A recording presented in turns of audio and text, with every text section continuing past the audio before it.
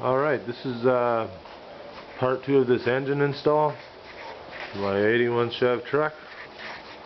As you can see, the engine is now out of there. This is the truck.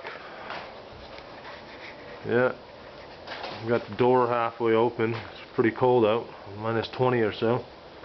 Got one heater running. This is the engine. Your 400 small block. Some guy's gonna rebuild it or something.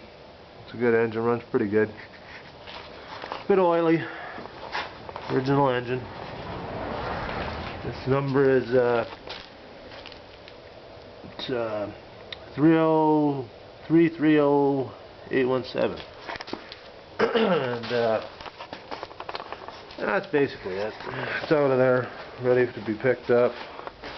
Now I just gotta install this engine. Got the GM good wrench ready to install. Hooked up to there, ready to drop in there.